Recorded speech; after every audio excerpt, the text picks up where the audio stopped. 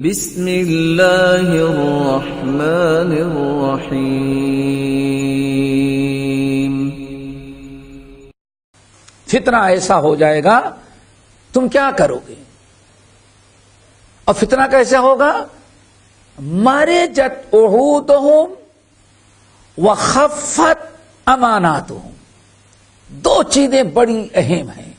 اللہ رسول نے دو چیزوں کا یہاں تذکرہ کیا، بڑی اہم چیزیں ہیں۔ مرجت عہودہم وخفت اماناتہم،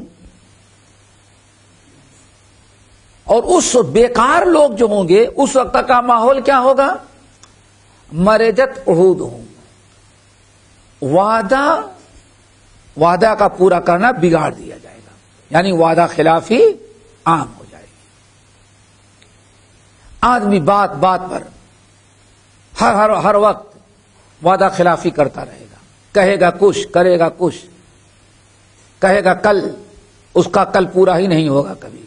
سمجھ گئے نا؟ اور سمجھ گئے نا؟ آج تو نہیں، پاکستان میں بھی بتا سکتا، ہندوستان میں ایک زمانہ ایسا تھا کہ دکاندار لکھتا تھا، ایک بورڈ بنا رکھا تھا، آج نقد کل ادھار۔ آپ کے یہاں تک نہیں پاکستان تھا، آج نقد کل ادھار۔ آج بھی سوچتا چھوئے آج کوئی نہیں، کل تو آئے گے، پھر وہ بورڈ لگا ہوا وہ کبھی کل آتا ہی نہیں۔ سمجھ گئے نا؟ دیکھو کیف بکیدا مرجت عہودہم، یعنی یہ بھی قسم کا وعدہ ہی ہے نا، سامنے والے کا وعدہ توڑا جانا لگے۔ مرج کے معنی آتے ہیں فساد، وعدہ پورا کرنے میں بگاڑ پیدا ہو جائے گا، عہد شکنی شروع ہو جائے گی، لوگ وعدہ خلافی کرنے کے عادی ہو جائیں گے۔ نمبر 2، وخفت اماناتہم، امانت داری بھی ختم ہو جائے گی۔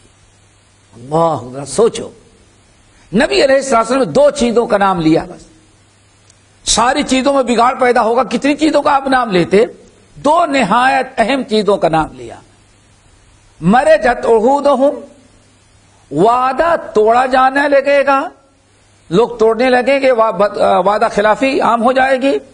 اور نمبر 2، وخفت اماناتہم، امانتوں میں خیانت عام ہو جائے گی۔